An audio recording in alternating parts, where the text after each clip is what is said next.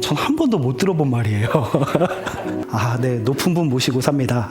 제이플로우 처치는 내가 책임질 거야. 세상에는 참 많은 미신이 있습니다. 미신 들어보셨죠? 어렸을 때 많이 들어봤던 건데, 빨간 펜으로 이름을 쓰면 어떻게 된다고 했죠? 죽는다. 아, 기억하시는구나. 네, 죽음의 숫자는 4 해가지고 한국에 한동안 엘리베이터에 4층이 없었죠. F로 표기를 했었고요. 선풍기를 틀고 자면 죽는다. 신발을 선물하면 연인과 헤어진다. 라고 아니에요? 네, 그래서 군대 간 남자친구한테 신발 선물을 하면 안 된다라는 이야기들이 많이 있었습니다. 연인이 덕수궁 돌담길을 걸으면 이별한다. 이런 얘기도 들어보셨을 거고요. 닭날개를 먹으면 바람을 핀다. 문턱을 밟으면 복이 나간다. 또 그것도 있죠. 닭 목을 먹으면 네, 노래를 잘한다. 이런 미신들이 저희가 참 많이 알고 있는 미신들입니다. 그런데 또 이런 것도 있죠. 이사할 때 어떤 걸 따지죠? 손 없는 날. 저는 개인적으로 그런 미신이 있는 게 좋은 게 뭐냐면, 저희 이사할 때는 일반 사람들이 손 없는 날이라고 하는 날들 빼고 손 있는 날은 이렇게 안 하더라고요. 그날이 쌉니다. 그래서 저는 항상 그날을 택해서 이사할 수 있습니다. 아홉수를 조심하라고도 하고요. 삼재에는 결혼이나 이사를 피하라는 이런 미신들도 많이 있습니다.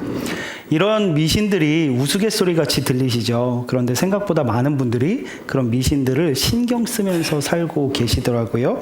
제가 목사 안수를 받았을 때 한 성도님이 제게 연락을 주셨어요. 목사님, 오늘 목사 안수 받으셨죠?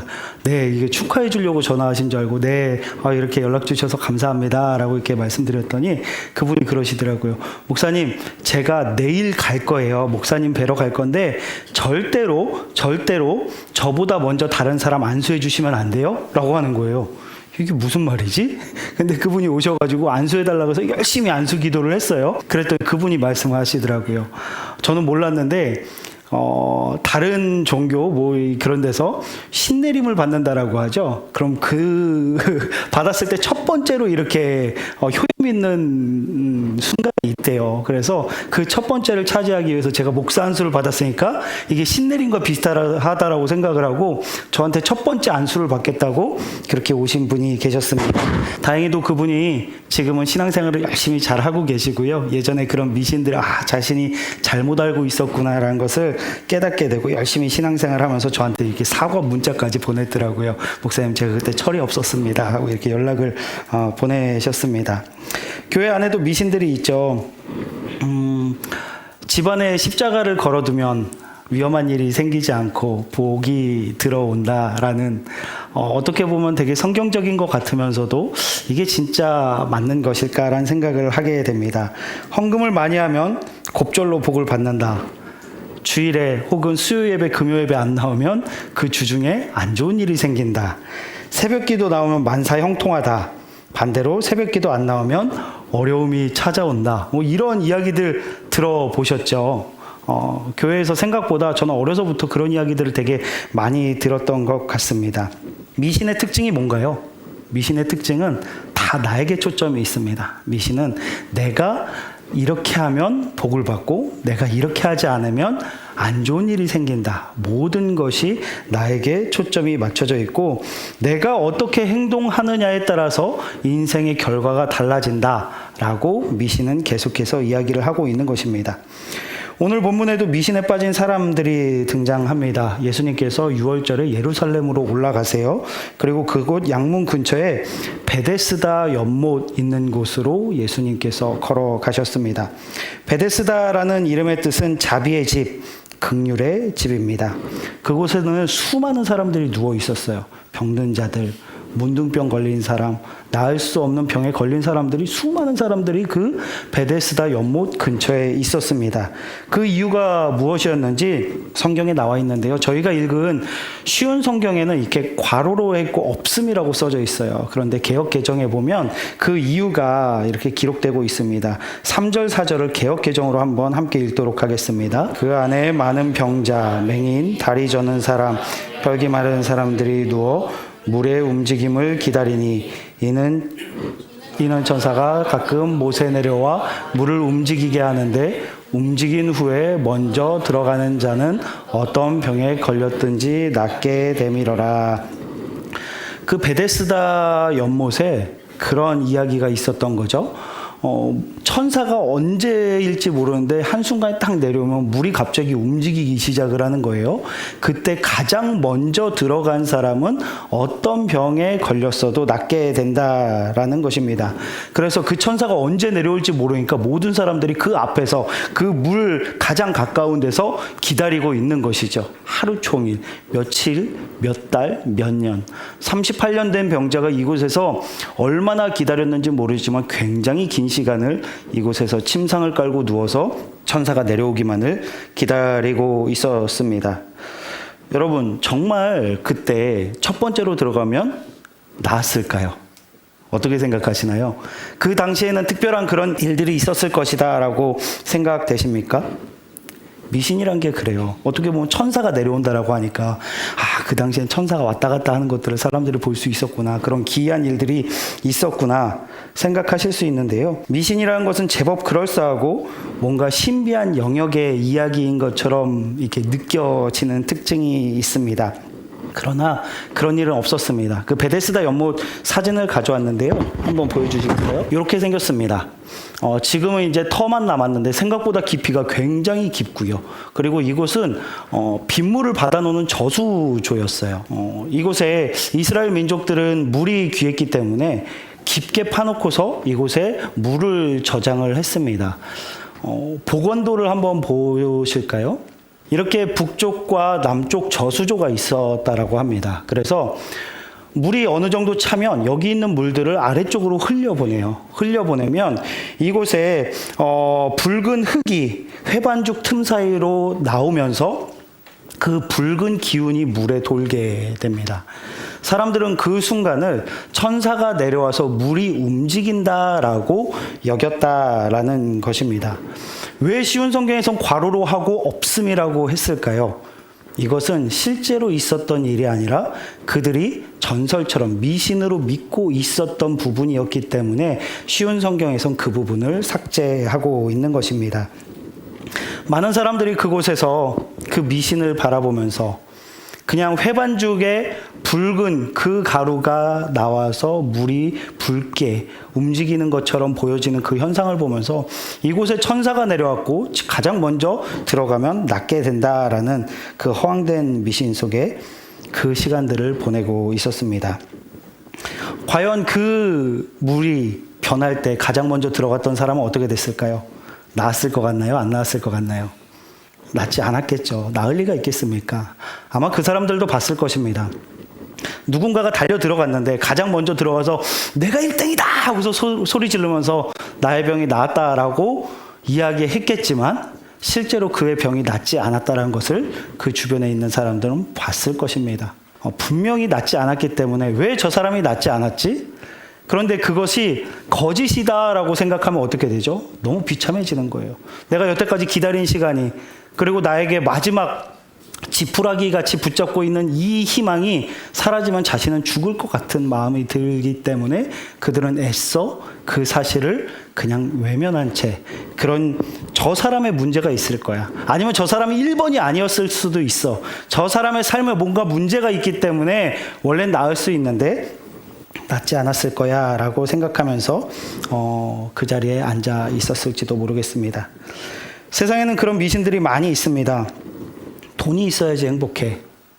좋은 학교, 좋은 직장, 좋은 집, 좋은 차, 그리고 학군지에 가야 하고 또 많이들 꿈꾸시는 로또가 당첨되면 로또가 당첨되면 행복할 거야. 배경 좋은 배우자를 만나면 행복할 거야.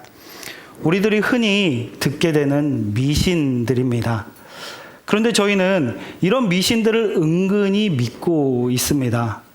저는 청소년 사역을 오랫동안 했는데요. 가장 마음이 아팠던 건 학년이 올라갈수록 중학교 때는 신앙생활을 열심히 하던 아이들뿐만이 아니라 그의 부모들까지 학년이 올라갈수록 이 아이들이 학업에 집중할 수 있도록 주일날 학원을 가게 하고 주일날 예배를 못 나가게 하고 고3 때 1년만은 예배를 쉬었으면 좋겠다라고 이야기하는 그런 신앙인들을 너무나 많이 봤습니다.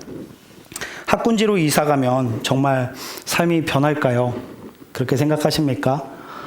제가 아는 친구가 아이들을 공부시켜야겠다라고 학군지로 보냈는데 막 한숨을 쉬더라고요. 왜 그렇게 가서 좋지 않아? 라고 했는데 얘가 착해가지고 학군지에 가서 다른 친구들의 내신을 올려주고 있다라는 거예요. 계속 바닥만 깔아주고 있는 거예요. 선한 아이였습니다. 학군지에 가면 인생이 다 괜찮아질까? 로또 맞으면 다 괜찮아질까?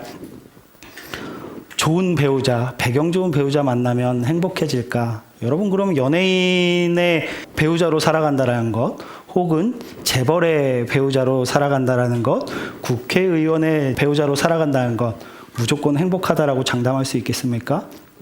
저희는 뉴스에서, 유튜브에서 수도 없이 많은 돈 많은 자들이 무너지는 삶을 정말 많이 봤습니다.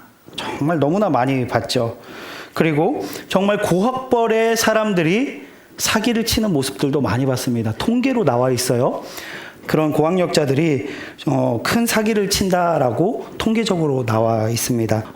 다 가지면 행복할 것 같고 남들보다 많이 소유하면 내 삶은 행복할 것 같다라는 그 미신 속에서 저희들은 살아가고 있습니다. 그런데 그들이 무너지는 삶, 돈이 많음에도 우리가 없는 거 저것만 있으면 나는 행복해질 것 같은데 라고 생각하는 그 삶을 살아가는 사람들이 무너지는 것을 봤을 때 저희는 어떻게 받아들이죠?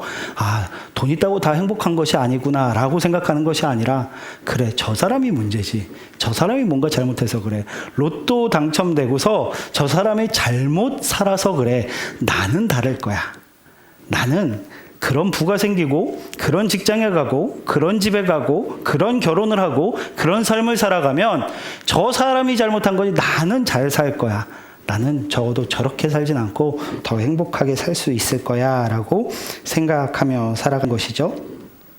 38년 된 병자도 그랬습니다. 오랜 시간 그곳에 누워서 물에 들어가는 사람들을 보고 낫지 않는 사람들을 봤음에도 불구하고 저 사람은 뭐가 문제가 있을 거야. 저 사람은 어쩌면 1등이 아닐지도 몰라.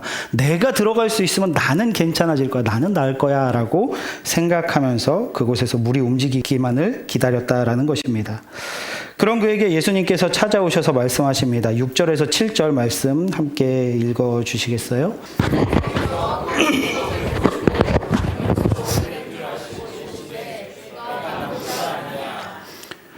병자가 대답하되 주여, 물이 움직일 때에 나를 못에 넣어준 사람이 없어 내가 가는 동안에 다른 사람들이 먼저 내려가나이다. 예수님은 그를 향해서 질문을 하세요. 내가 낫고자 하느냐?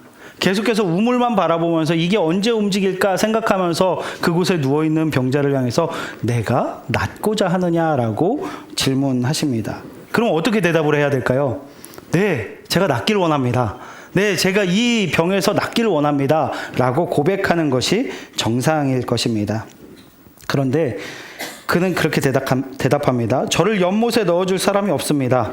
제가 가려고 하면 저는 움직일 수 없어서 다른 사람들이 먼저 들어가서 저는 낫지도 못하고 이곳에서 계속 머물고 있습니다. 이 말 속에는 38년 동안 쌓인 그 사람의 패배감과 절망감이 들어 있습니다. 그리고 그 안에 너무나 큰 상처가 담겨 있습니다. 나는 능력이 없어서, 나는 남들보다 뒤처져서, 나는 남들보다 먼저 들어갈 수 없어서, 저 사람들은 도와주는 사람도 있고 도와주는 사람을 부릴 수 있는 재력도 있고 모든 것들이 다 준비돼서 먼저 갈 수 있는데 나는 돈도 없고 도와주는 사람도 없고 내 상황은 비참하고 나는 움직일 수도 없어서 항상 나는 뒤처진 삶을 살아가고 있구나라고 생각을 하는 것입니다. 베데스다의 뜻은 자비의 집이라는 뜻을 가지고 있습니다. 정말 그곳에 자비가 있었을까요? 그곳은 자비가 있는 곳이 아니라 승자 독식이었습니다.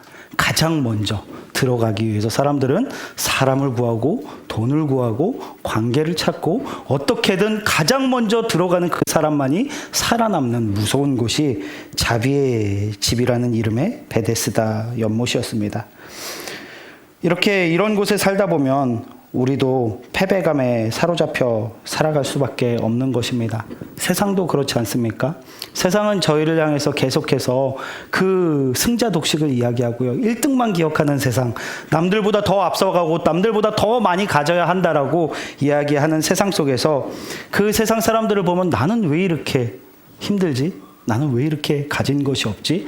나는 왜 저 사람들보다 항상 뒤처지지? 이런 생각을 하다 보면 우리는 이 베데스다 연못에 있었던 그 사람처럼 계속해서 패배감에 빠질 수밖에 없다라는 것입니다. 그는 38년 동안 단 한 번도 경쟁에 이겨보지 못한 사람이었습니다. 우리 8절에서 9절 말씀, 8절에서 9절 말씀을 한번 읽어볼까요?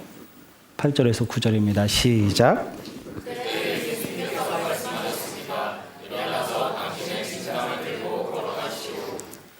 그 즉시 그 남자는 병이 나았습니다. 그는 그의 침상을 들고 걸어가기 시작했습니다. 아멘. 예수님은 미신을 믿으며 패배감에 빠져있는 38년 된 병자를 찾아가서 말씀하셨습니다. 일어나서 침상을 들고 걸어가라. 그 순간 그의 병이 치유가 됩니다. 평생 누워있던 그 침상을 들고서 일어나서 걸어가는 것입니다. 평생 패배감에 빠진 채 미신을 붙들고 살아갔던 그가 예수님께서 낫게 하시자 그 자리에서 일어나서 침상을 들고 걸어갔다라는 것입니다. 그런데 약간 이상하지 않습니까? 보통은 예수님께서 누군가를 낫게 하실 때 패턴이 있어요. 어떻게 되죠? 질문을 하세요. 내가 믿느냐라고 질문을 합니다. 그러면 네, 믿습니다, 주님. 이렇게 대답을 해요. 그러면 주님께서 낫게 해주신 이런 패턴들이 있습니다. 근데 여기선 그 패턴이 나타나지 않고 있습니다. 38년 된 병자의 마음을 예수님께서 너무나 잘 아셨기 때문이에요. 이 사람은 믿음을 이야기할 수조차 없이 마음이 무너져 있구나. 이 사람은 정말 마음이 무너지고 완전히 처참하게 정말 고통받고 있어서 이 사람에게 필요한 것은 믿음을 먼저 물어보는 것이 아니라 이 사람 안에 있는 그 패배감, 실패감, 그 좌절감을 만져줘야 하는 것이구나. 예수님은 알고 계셨던 것입니다. 그래서 예수님은 그에게 믿음을 먼저 물어보지 않으시고 그를 치유해 주십니다. 성경에 보면 이렇게 그 믿음을 물어보시지 않는 패턴들이 몇 군데 나타나요. 언제냐면요. 귀신 들린 사람을 치유하실 때, 그리고 죽은 사람을 살리실 때, 죽은 사람한테 믿느냐라고 물어볼 수는 없잖아요. 먼저 일으키시는 것이죠. 주님은 우리에게 믿음을 요구하십니다. 하지만 때로는 그 믿음조차 확인할 수 없을 정도로 비참한 삶을 살아가는 자들에게는 예수님께서 찾아오셔서 믿음을 물어보시기 전에 그 아픔을 먼저 만져주신다라는 것입니다. 미신조차도 지푸라기 잡듯 겨우 버티고 있는 그에게 왜 미신을 따라 살고 있냐고, 너 그거는 잘못된 생각이라고, 왜 계속 그것을 바라보고 있냐고 예수님께서는 그를 호통치신 것이 아닙니다. 그를 찾아가셔서 낫기 원하느냐? 침상을 들고 일어나라 라고 말씀하고 있는 것입니다. 사실 그는 누가 자신을 고쳐줬는지조차 몰랐습니다. 오늘 말씀 12절에서 13절인데요. 이렇게 기록하고 있습니다. 당신에게 침상을 들고 걸어가라고 말한 사람이 도대체 누구요? 라고 유대인들이 다시 물었습니다. 그러나 병고침을 받은 사람은 어떤 사람이 자기를 고쳐주었는지 알 도리가 없었습니다. 왜냐하면 그곳에는 많은 사람이 있었고 예수님께서는 이미 군중 속으로 사라진 뒤였기 때문입니다. 사람들이 누가 당신에게 침상을 들고 걸어가라 했냐라고 질문을 했을 때 그는요, 예수님입니다, 랍비입니다, 어떠한 대답도 못했어요. 누군지를 몰랐던 거예요. 자신을 치유해 준 사람이 누구인지조차 모르고 있었다라는 것입니다. 여기에 은혜의 비밀이 숨겨져 있습니다. 그는 비참한 상황 가운데 낙담하며 물만 바라보고 있었습니다. 미신만 바라보고 있었습니다. 아무것도 하지 못한 채 내가 해야 되는데 나는 할 능력이 없어서, 나는 도와주는 사람이 없어서, 나는 돈이 없어서 나는 못한다라고 거의 포기하고 있었습니다. 그런데 예수님은 그가 찾지도 않았음에도 불구하고 그가 기도하지 않았음에도 불구하고, 그리고 예수님이 누구신지조차 모르는 그를 불쌍히 여기시고 그에게 찾아오시고 치유해 주신 것입니다. 이것이 복음입니다. 미신은 우리가 무언가를 해야 된다라고 계속해서 이야기합니다. 너가 이걸 해야 돼. 그러면 좋은 일이 생길 거야. 이걸 하면 안 돼. 그럼 나쁜 일이 생길 거야. 미신은 계속해서 우리에게 무언가 행동하기를 요구합니다. 그런데 예수님의 복음은요, 예수님의 은혜는요, 너가 뭘 해야지 받을 수 있는 것이 아니라 너가 아무것도 할 수 없는 비참한 상황 가운데 있을지라도 내가 너를 찾아갈 거고, 내가 너를 낫게 할 거고, 내가 너를 구원할 거고, 내가 너를 인도할 거야. 너가 하는 게 아니야. 내가 하는 거야. 라고 예수님께서 말씀하시는 것입니다. 복음은 내가 무엇을 하는 것이 아닙니다. 예수님께서 하시는 것임을 믿으시기 바랍니다. 그는 38년 동안 물이 움직이기만을 기다렸습니다. 그러나 그날 물은 움직이지 않았지만 예수님께서 그를 향해 움직이신 것입니다. 그는 물만 바라봤지만 예수님은 그를 바라보고 계셨습니다. 베데스다는 승자가 치유된다라는 미신으로 가득 찼던 곳이지만 예수님은 패자를 치유하시는 분이셨고 어떠한 것도 할 수 없는 그런 사람을 불쌍히 여기시는 그런 분이심을 믿으시길 바랍니다. 참 구원은요, 승리에 있는 것이 아니에요. 은혜에 있습니다. 참 구원은요, 내가 할 수 있는 게 아니에요. 예수님께서 하시는 것입니다. 예수님은 우리 아픔과 고통을 외면하시는 분이 아닙니다. 예수님은 우리를 찾아오시고 우리와 함께 하길 기뻐하시는 분입니다. 예수님은 우리를 구원해 주기 오셨어요. 그게 첫 번째 목적입니다. 그런데 구원만 받으면 돼라고 말씀하시는 것이 아니라 예수님은 우리의 그 힘든 상황 가운데 들어오길 원하시고 그걸 불쌍히 여기시고 그 상황들을 변화시켜 주시고 우리의 눈물을 닦아 주시고자 하시는 것이 예수님의 사랑이고 마음임을 기억하시기 바랍니다. 그런 예수님께서 베데스다 연못 38년 된 병자를 찾아오셨듯 오늘 우리의 삶을 찾아오길 축복합니다. 우리의 삶 가운데 예수님께서 찾아오실 것입니다. 그리고 미신만 바라보고 세상의 방법들만 바라보면서 기대하고 있는 우리를 향해서 예수님께서 말씀하실 거예요. 그게 아니야. 나를 바라봐. 내가 너를 낫게 할 거야. 라고 예수님께서 말씀하실 것입니다.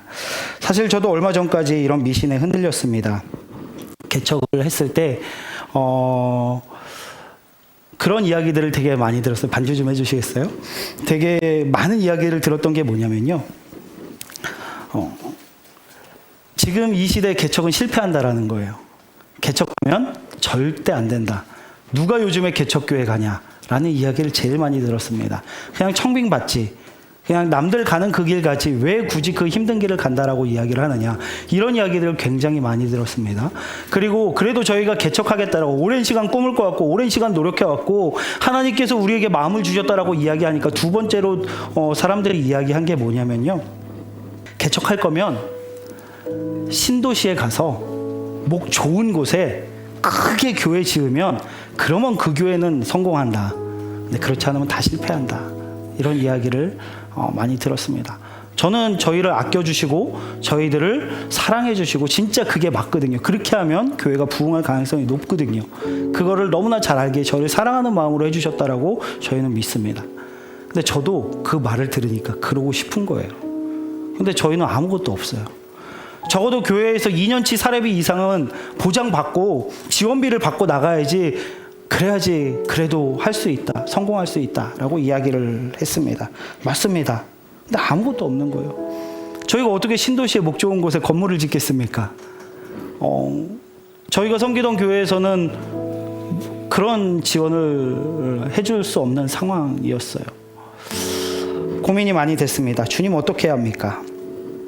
그런데 정말 하나님께서 저희 삶 가운데 역사하시고 제이플로우 처치 가운데 역사하시는 것을 경험을 했어요. 여러분 이 공간 너무 좋죠.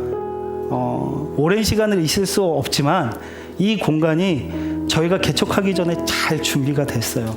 신도배 목사님께서 딴 데 갈 데 없으면 여기 와서 한번 해봐라 라고 말씀을 해주시니 얼마나 감사했는지 모릅니다.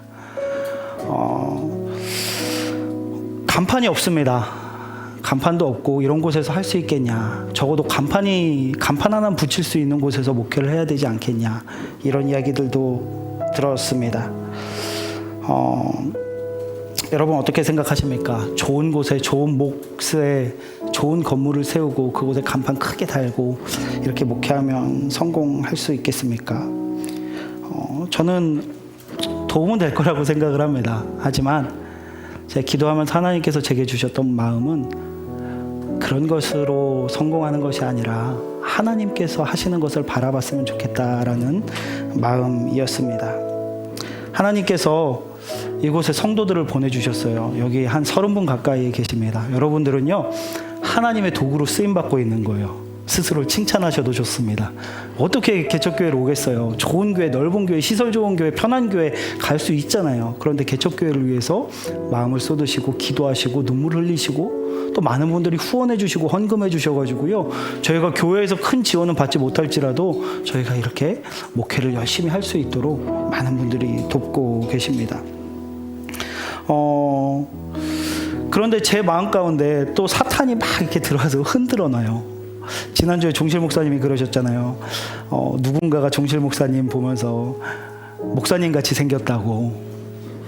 전 한 번도 못 들어본 말이에요. 제가 가끔가다 이렇게 어떤 일 하세요? 라고 이렇게 물어보면 고민이 돼요. 뭐라고 대답을 해야 될까? 네, 높은 분 모시고 삽니다. 라고 이렇게 대답을 할 때도 있는데, 제가 목사라고 이야기를 하면 한 번도 그러시군요 라고 이렇게 대답을 안 하고 장난하지 말라고 이야기해요. 농담하지 말라고.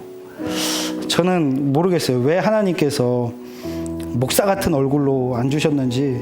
근데 이게 저는 사실 은사도 별로 없거든요. 전 이게 사탄이 제 마음을 건들기 시작하니까, 종실 목사님이 정말 목사 같은 목사님이 여기서 찬양하고 정말 찬양 너무 잘하시잖아요. 기도 인도도 너무 잘하시잖아요. 저는 막 주는 기도 난 찬양 인도도 못하고 목사같이 생기지도 않고 저렇게 막 기도도 되게 잘 못하고 막 이런 마음들이 제 안에 이렇게 들어오는데, 저는 그게 사탄이 주는 마음이라고 알면서도 무너지는 거예요. 막 무너지는 거예요. 근데 하나님께 기도하는데 하나님께서 저한테 그런 마음을 주시더라고요. 네가 하는 거 아니야.